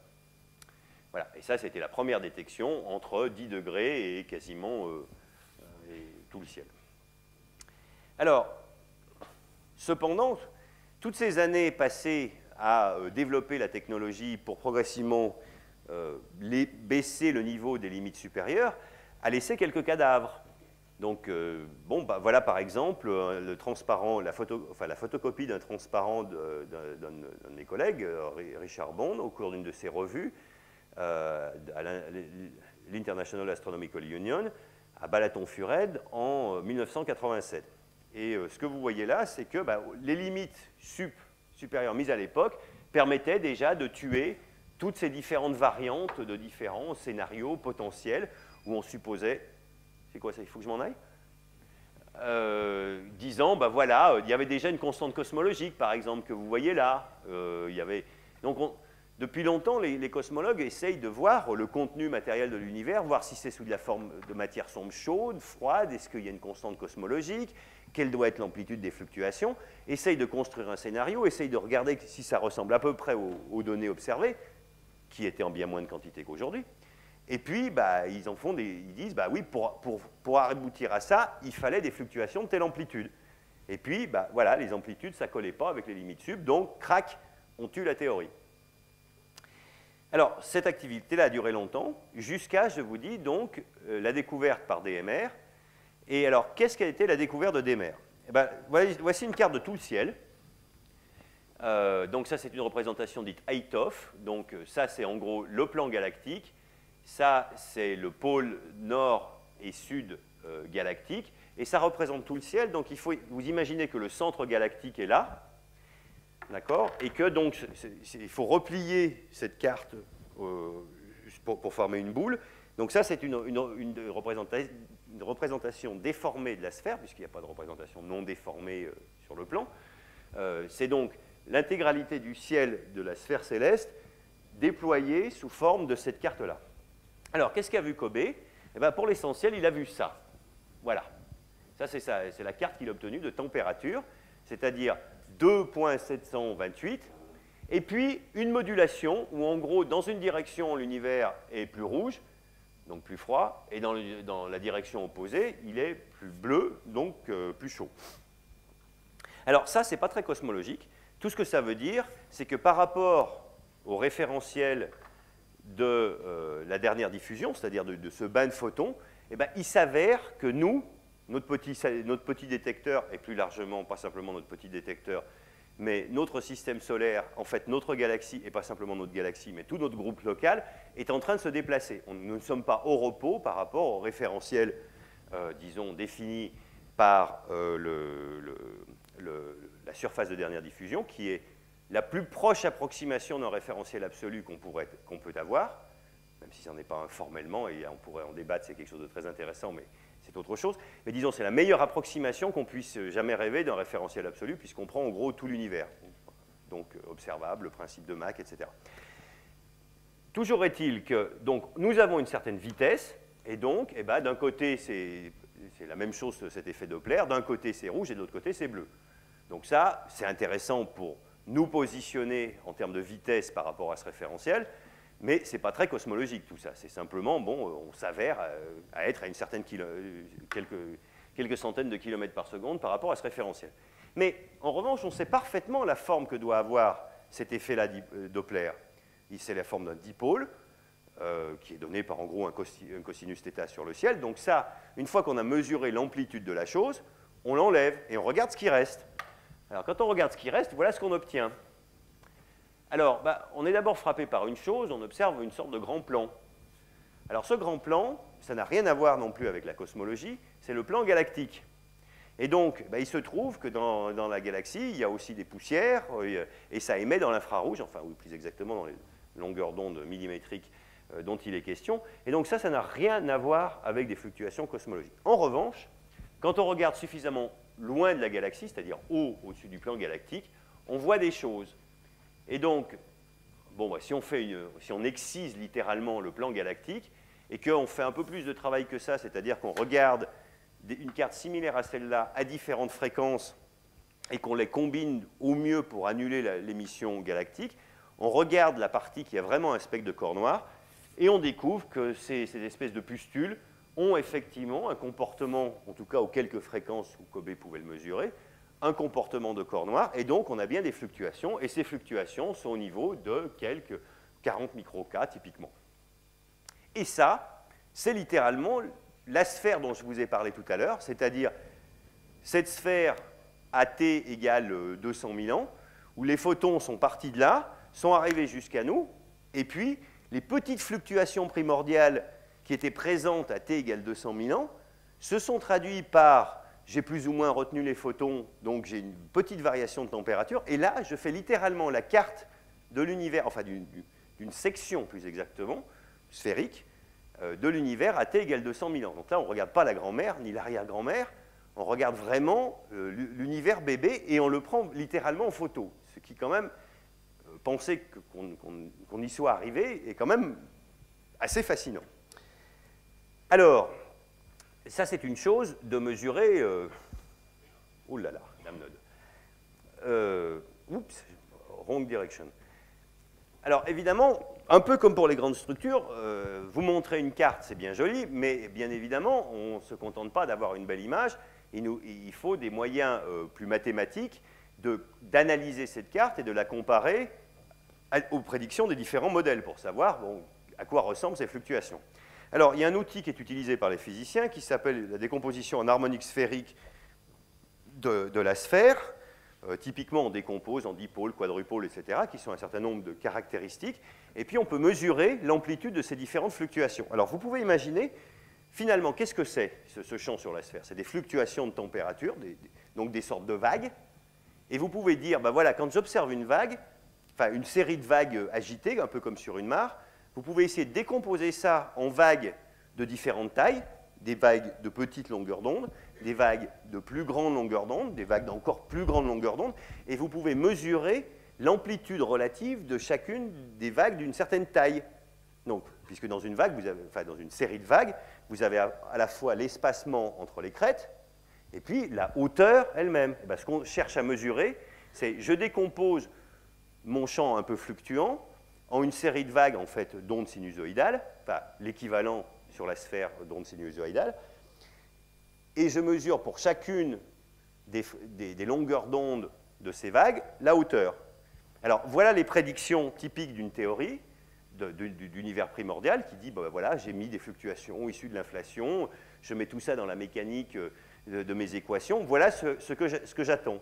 Typiquement, quelque chose de plat, et puis, à un multipôle de l'aire de L égale 100, ce qui correspond en taille, oui, le multipôle, en gros, c'est comme la longueur d'onde, c'est plutôt comme la fréquence, c'est l'inverse de la longueur d'onde. Donc, en fait, si vous rappelez ça, c'est des tâches de l'ordre du degré.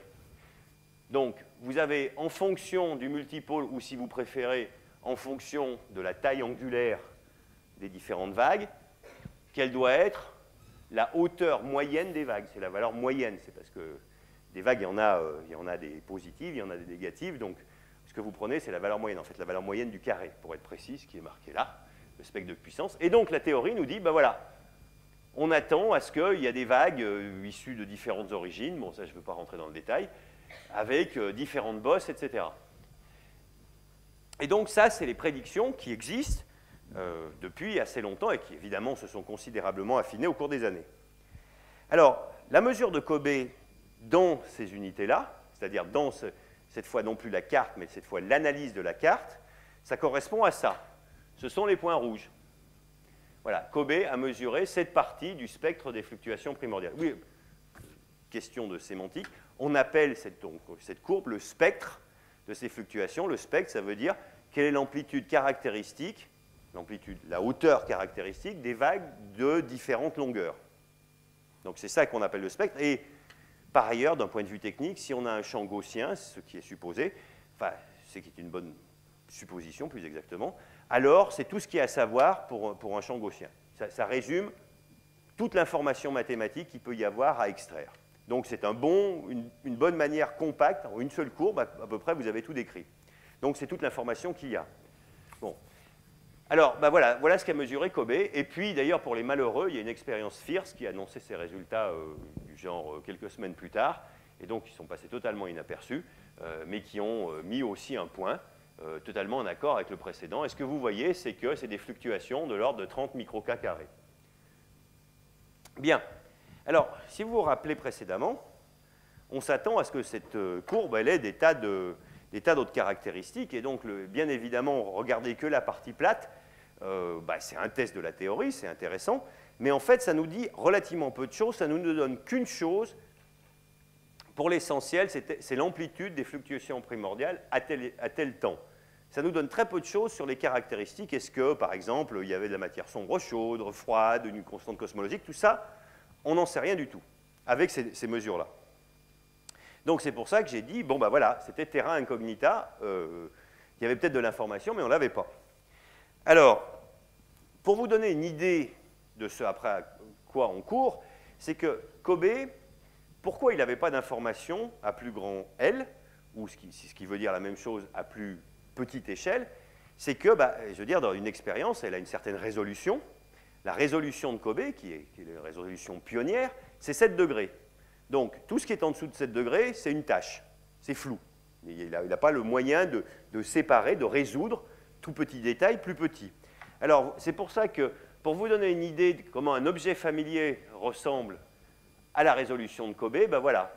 Et puis, si on était capable d'observer avec toute la résolution nécessaire, parce qu'il y a une résolution maximale nécessaire et en dessous de laquelle on n'apprend plus rien, cet objet-là commence à ressembler à celui-là. Et du point de vue du corps noir, eh bien voilà, c'est deux réalisations de la même théorie. Ça, c'est le corps noir à observer, et ça, c'est ce que Kobe pouvait en observer.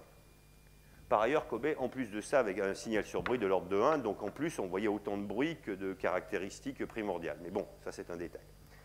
Donc, on a envie d'en savoir plus. Alors, pourquoi ? À part le fait que je vous ai montré le diagramme précédent, que oui, on se doute bien que si on observe, disons, l'univers primordial avec ce luxe de détails plutôt qu'avec celui-là, on devrait en savoir plus. Mais en fait, ce qui se passe, c'est que si on met, et c'est là le point crucial d'une certaine manière de cet exposé, c'est que si on met des fluctuations primordiales, disons, à 10-16 secondes après le Big Bang, donc vous avez des fluctuations absolument microscopiques. Mais vous avez un univers qui est aussi extrêmement simple. Il est, pour l'essentiel, décrit par une température. Vous décrivez par ailleurs la quantité qu'il peut y avoir de matière sombre baryonique, donc la chose habituelle dont nous sommes faits. La matière sombre, justement, non baryonique, c'est-à-dire ce que je vous ai montré qui était en grisé sur les images précédentes.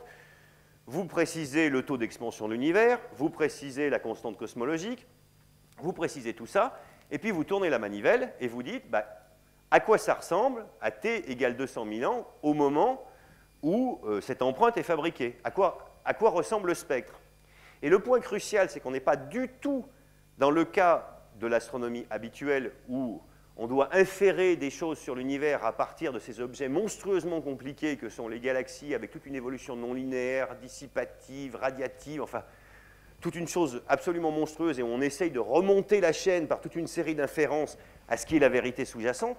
Là, vous avez des toutes petites fluctuations, donc vous avez de la physique dite linéaire en termes mathématiques, donc toutes les équations peuvent s'écrire sous une forme extrêmement simple, et donc vous pouvez, à part des problèmes purement techniques qui ont coûté des cheveux blancs à pas mal de gens, mais de jauge, de comment on décrit des choses au-delà de l'horizon, etc., mais à part des problèmes techniques résolus, on sait parfaitement prendre des fluctuations à t égale 10-36 secondes, dans les cas simples.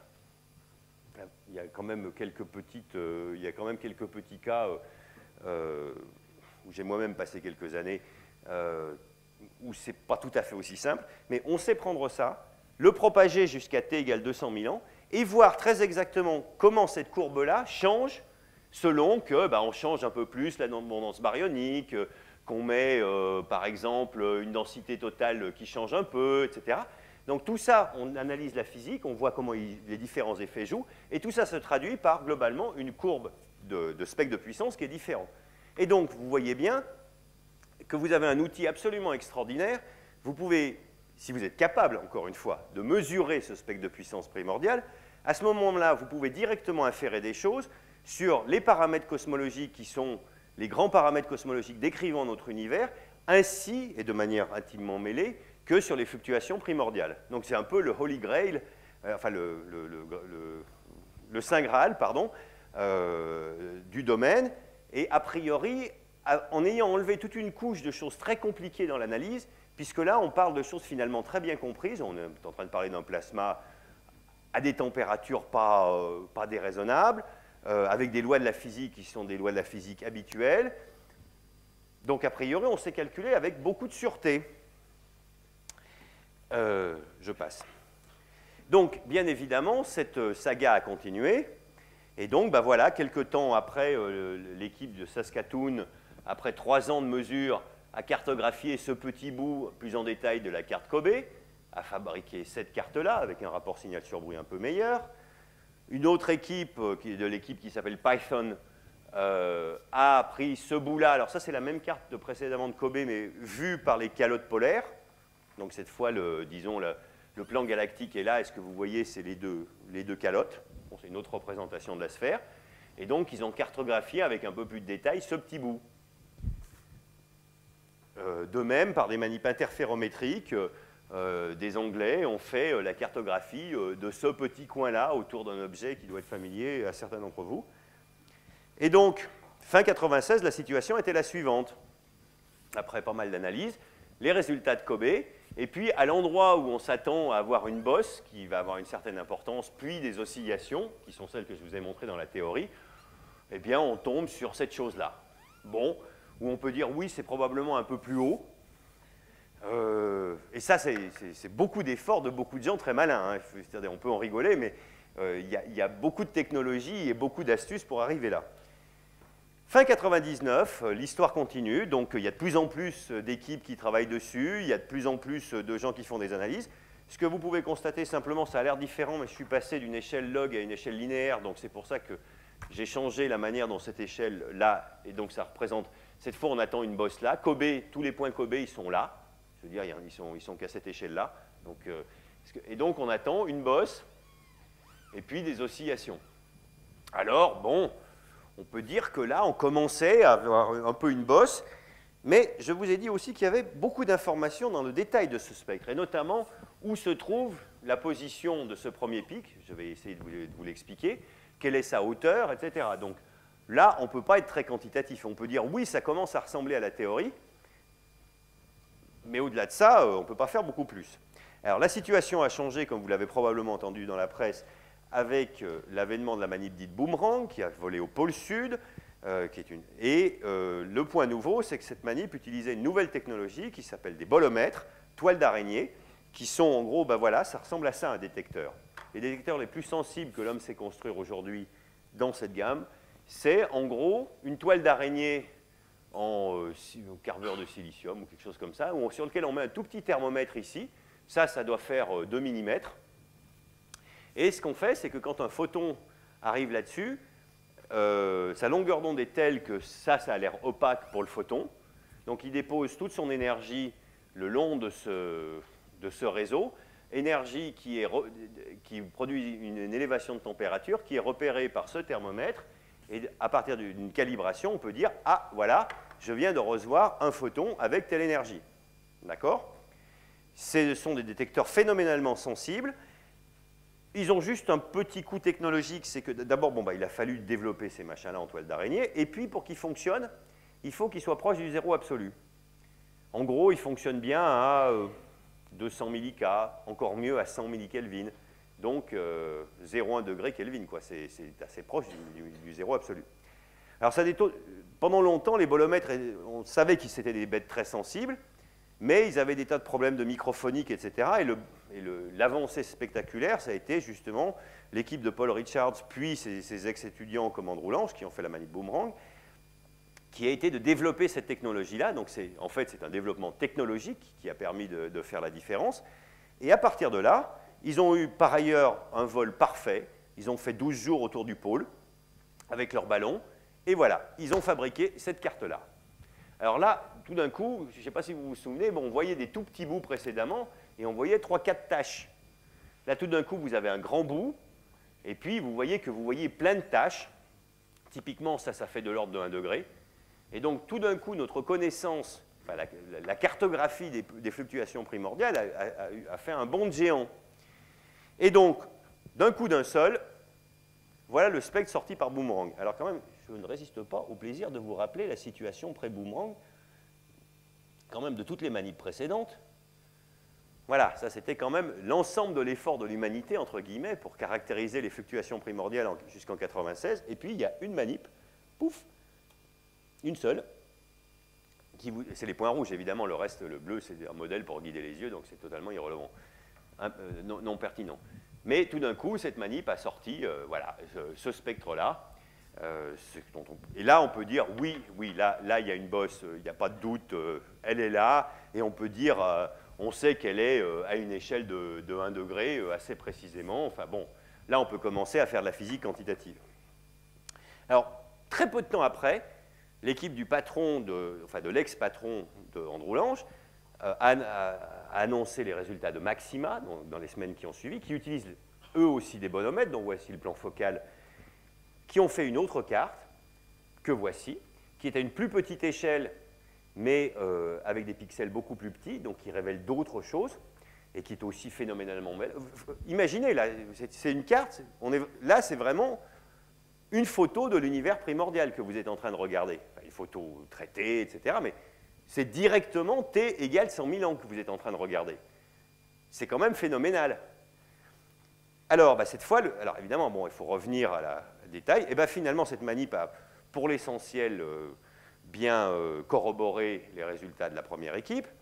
Et voilà, en gros, le résultat mi-2000. Alors, ce qui est intéressant dans cette affaire,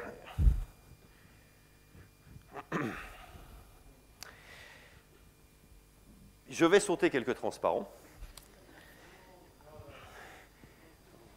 Vous l'aurez voulu, hein. Moi, je peux continuer, même si j'ai mal à la gorge. Vous êtes sûr? Vous en voulez vraiment plus? Bon, vous l'aurez voulu. Alors, ce que, pour des raisons donc, que je m'apprêtais à sauter, mais que je vais quand même vous expliquer, ce qu'on peut montrer, c'est que, en fait, dans un plan où on essayerait de tracer la densité de matière sombre, y compris, enfin, toutes sortes de matières gravitantes, et puis la densité sous forme d'énergie du vide ou de constante cosmologique, ce que nous dit Boomerang et Maxima, c'est qu'on est quelque part dans la région bleue, autour d'une courbe, qui est cette courbe en pointillé, qui est oméga m plus oméga lambda égale 1.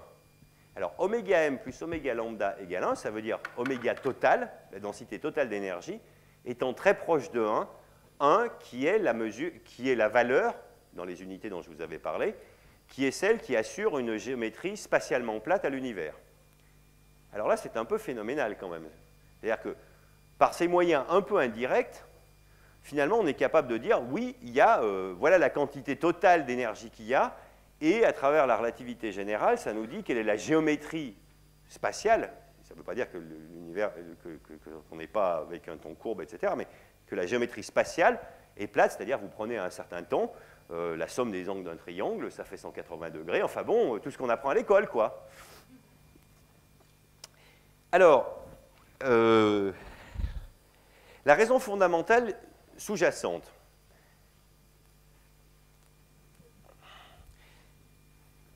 que j'ai essayé d'illustrer là-dessus, c'est... Bon, donc vous regardez la distance qu'a pu parcourir un photon. Alors dans ce diagramme, bon, ça va être le parcours des photons.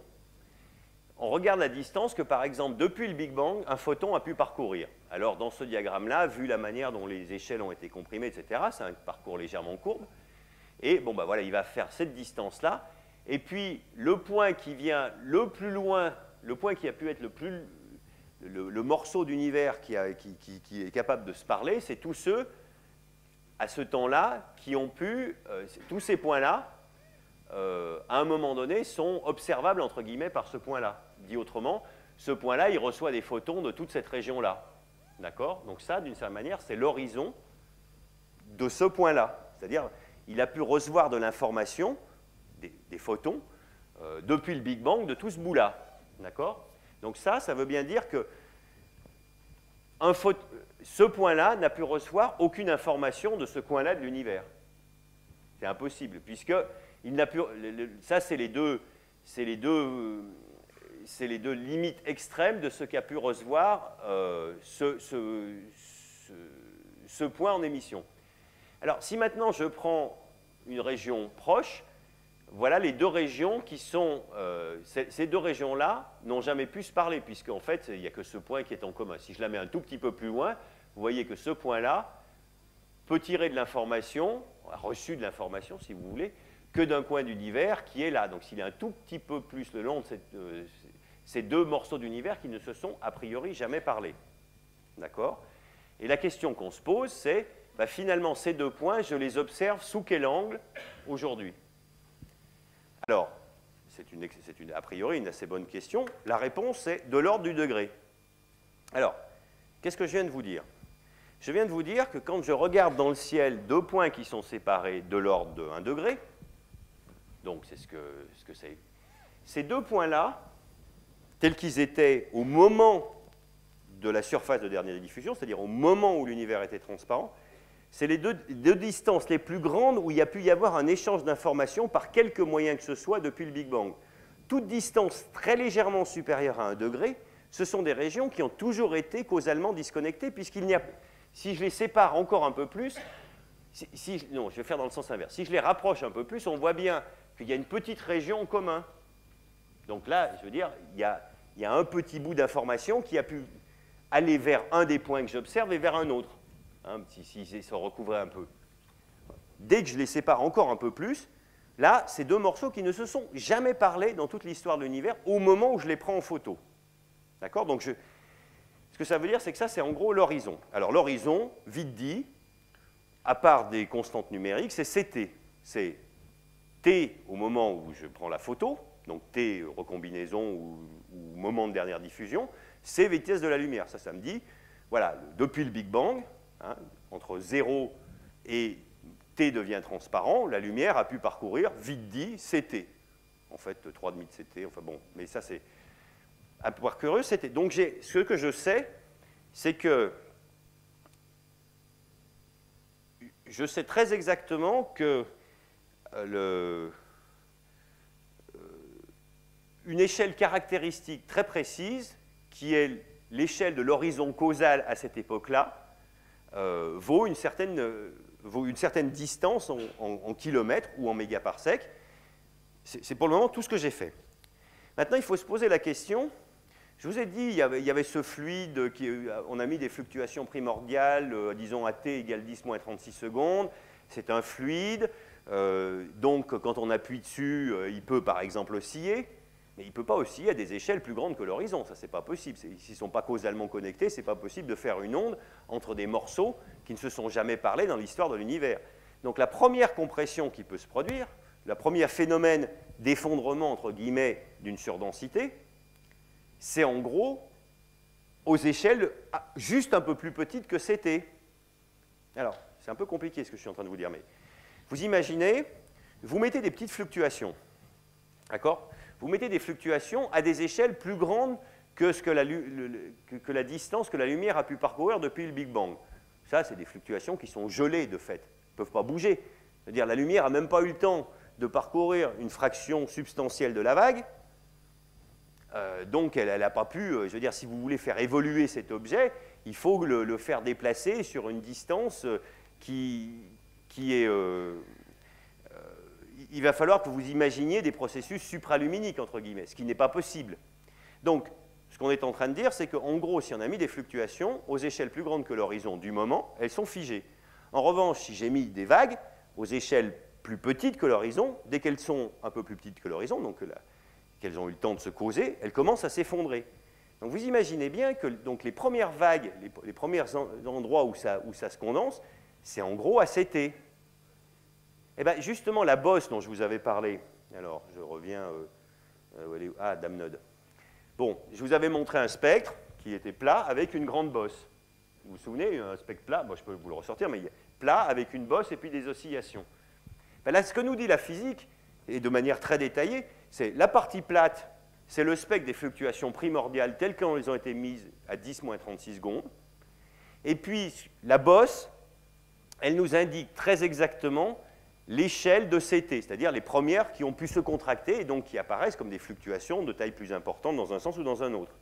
Donc, ce que vous avez maintenant, c'est que vous savez que la bosse, elle se passe à une échelle que la physique nous dit être proportionnelle, avec des petits facteurs numériques, à CT.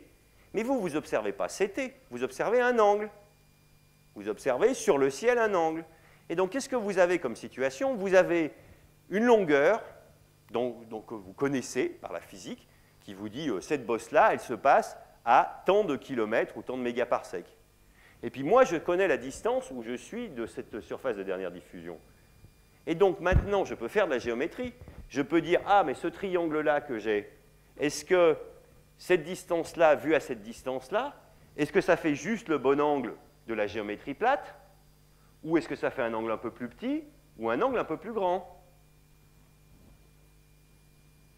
Et la réponse, c'est quand on fait le calcul, eh ben on dit, on s'attend à ce que ça soit 1 degré si l'univers est plat, et puis un peu plus ou un peu moins s'il est courbe dans un sens ou dans un autre.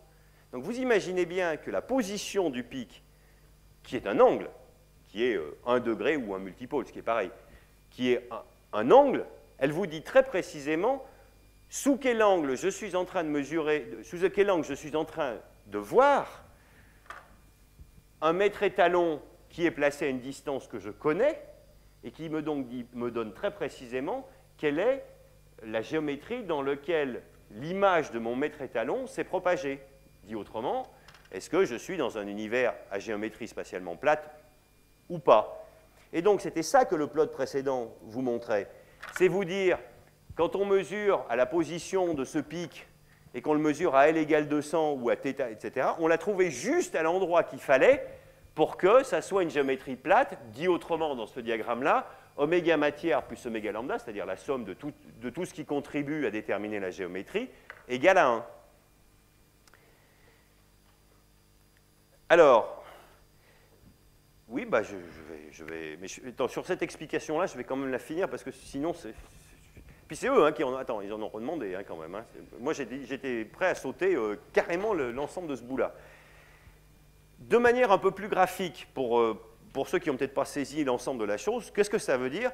C'est que si la géométrie est plate ou courbe, les tâches qui ont une taille caractéristique fixe d'un point de vue de la physique vont apparaître plus ou moins diluées, plus ou moins grandes, ou plus ou moins petites selon la géométrie. Et donc ça, c'est fait par la simulation. Une carte de corps noir telle que si on se propage dans une géométrie plate, elle va ressembler à ça. Et dans le cas d'une géométrie courbe dans ce sens-là ou dans ce sens-là, elle va ressembler plutôt à ça. Donc c'est exactement ça qui a été fait. C'est-à-dire, vous arrivez à fabriquer la carte, et puis vous regardez la taille des tâches, et si la taille des tâches est juste ce qu'il faut, eh ben, en gros, vous savez que la géométrie est une géométrie spatialement plate. Et tout ça se fait donc de manière un peu plus détaillée et mathématiquement un peu plus propre, en utilisant un spectre de puissance, en regardant la bosse où elle est, la bosse qui fait que visuellement on voit essentiellement les tâches à cette échelle-là, et en mesurant tout ça et en comparant à la théorie. Alors ça c'est une... Bon, donc l'univers est spatialement plat, a priori. Si on rajoute des mesures récentes par les supernovae, alors à ce moment-là, on a quelque chose d'assez incroyable. Les supernovae mesurent quelque chose d'autre. Je pourrais vous le raconter, mais ça sera une autre fois. En gros, ça mesure oméga lambda moins oméga m. Et ce que ça nous dit, si on croit ce résultat, qui est beaucoup plus sale que celui du corps noir, puisque là, en gros, il faut des chandelles standards, il faut s'assurer qu'il n'y a pas d'effet de rougissement. Bon, je ne veux pas rentrer dans... Mais disons, on n'a pas trouvé d'effet systématique dans cette mesure, et donc ça suggère assez fortement que ces deux paramètres se situent quelque part à l'intérieur de cette ellipse. Et donc, si vous prenez simultanément ce que disent les paramètres, ce que disent les mesures de supernovae et de corps noir, on est dans un univers où il y a à peu près 30% de matière non baryonique, mais de la matière quand même au sens habituel, et 70% sous forme d'énergie noire ou d'énergie du vide. Et puis là-dessus, les baryons, nous, en l'occurrence, c'est une fraction de pourcent, enfin c'est de l'ordre du pourcent. Donc finalement, on aboutit à une image du contenu matériel de l'univers, enfin d'abord un univers qui est géométrie plate, un petit pourcent du tout fait de la manière dont nous sommes faits, et puis pour l'essentiel de la matière, donc 30%, enfin 30% moins 1, mais là on n'est quand même pas au pourcent près, de la matière bizarre, sombre, n'interagissant pas de manière électromagnétique, et puis alors, encore plus sidérant, 70% sous forme d'énergie du vide. Bien. Alors, bon, ça je saute. Donc, la situation aujourd'hui, donc mars 02, il y a eu donc deux résultats expérimentaux nouveaux, qui sont l'expérience DACI et CBI, qui sont donc en turquoise clair et en bleu, qui, pour l'essentiel, confirment la même histoire, et qui, pour l'essentiel, ne nous apprennent pas énormément sur les oscillations à plus grand L. Donc, c'est le reste des oscillations. Or, si vous vous souvenez un tout petit peu, au moins visuellement, de ce que je vous ai dit tout à l'heure, enfin, il y a un certain temps, cette courbe-là théorique, elle dépend de beaucoup d'autres choses que la géométrie de l'univers. En fait, la position du premier pic, par cet effet de lentille, en gros, on utilise l'univers comme une lentille, vous donne la géométrie. Mais après, si on est capable de cartographier la suite, les autres fluctuations, et de les voir dans le détail, ce qui va tomber, c'est plus simplement la géométrie, c'est aussi la quantité de matière sombre sans faire référence aux supernovae, le taux d'expansion, la profondeur optique, etc. Enfin, en gros, les 10 paramètres cosmologiques les plus cotés dans la confrérie des cosmologues sont là. Plus éventuellement des surprises, bon, non, je ne rentrerai pas dans le détail, mais plus des surprises, il pourrait y avoir des résidus de transition de phase, de l'univers très primordial, qui seraient des cordes cosmiques, qui imprimeraient d'autres petites fluctuations pour lesquelles il faut une grande résolution pour les voir, mais ça, je vais un peu passer. Et donc, du point de vue du futur, eh bien, il y a quand même deux choses qui... Alors, premièrement, il y a MAP, qui est un satellite américain, qui a été décidé en même temps qu'un autre, d'ailleurs, qui a été lancé par la NASA le 30 juin 2001. Voilà la bête. Il est maintenant à L2 au point de Lagrange numéro 2, c'est-à-dire ça c'est le Soleil, ça c'est la Terre, et ça c'est un point instable, mais qui est tel que, en gros, force centrifuge et gravitationnelle s'annulent, ce qui fait que ce point-là tourne avec la Terre autour du Soleil, et donc reste à peu près à cette distance-là, et donc est bien tranquille pour faire ses mesures loin des téléphones portables, etc. Ça c'est la Lune. Et donc est 1,5 million de kilomètres plus loin et tourne tranquillement en étant toujours le plus loin possible de la Terre et du Soleil dans un environnement thermique stable. Donc ça, c'est le point de Lagrange. Et ils prennent des données, en gros, depuis septembre. C'est pour l'essentiel la même équipe que le Team Kobe. Les résultats seront annoncés quelque part entre juin et janvier. Maintenant, c'est du travail de la boule de cristal pour savoir quand est-ce que ça va sortir. Les bruits de couloir disent que leur détecteur marche très très bien. Quelqu'un a vu une carte sur un portable. Donc bon, je ne peux pas vous en dire plus parce que je n'en sais rien, mais j'aimerais bien savoir. Évidemment, l'autre partie, c'est ce qui était décidé à peu près en même temps, cette fois satellite européen, aux ambitions beaucoup plus grandes, qui est cette fois de sortir en gros toute l'information qui est à sortir. Cet objet s'appelle Planck. Il est prévu pour un lancement par l'ESA en 2007. Il comporte 2 instruments à bord. Un instrument dit, oui, il sera lancé en même temps que FIRST sur une Ariane, et Planck, c'est le truc qui est en bas. C'est d'une certaine manière, MAP Kobe était la première génération d'expérience.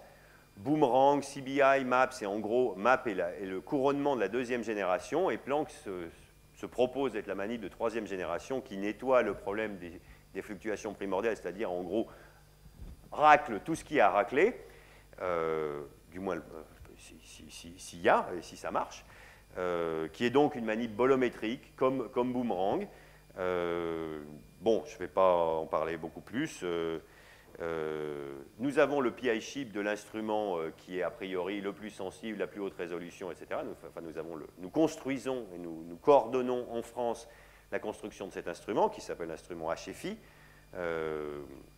Une des choses que je fais, c'est d'être coordinateur scientifique de cette manip et de coordonner la préparation du traitement des données de ce dit satellite, notamment ici, qui deviendra peut-être le centre de traitement des données Planck de 2007 à 2010. Bon, ça je vais passer sur toutes les difficultés qu'il peut y avoir.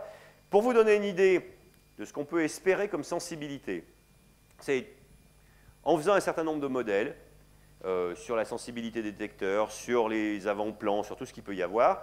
Voilà en gros la détermination à 1 sigma qu'on peut attendre de MAP. Alors ça dépend un petit peu du modèle sous-jacent, donc je veux dire, je ne suis pas Dieu, je ne peux pas vous donner le détail du résultat, mais c'est la courbe verte. Donc MAP devrait faire la cartographie très précise du premier pic, donc avec des barres d'erreur qui sont de la taille de la séparation entre les 2 lignes vertes.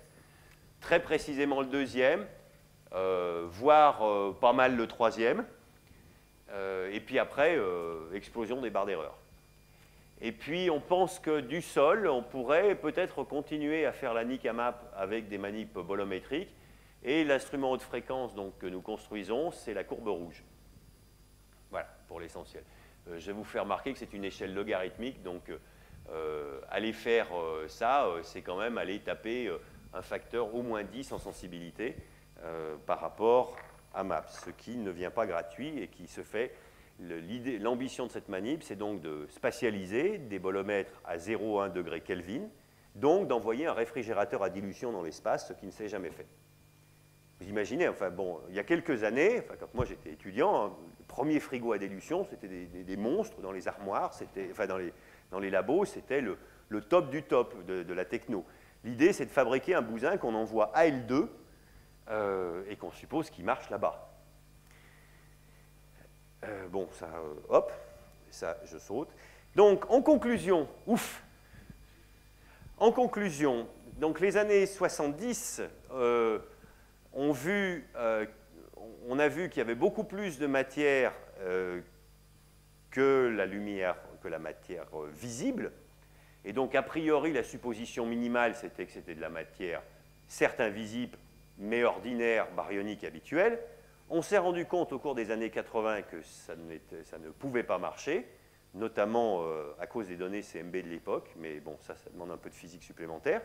Donc, on s'est finalement rendu à l'idée que la matière baryonique habituelle, bah, dans le gâteau, c'était qu'une petite fraction de l'ensemble de la matière, et on supposait que tout le reste était de la matière exotique.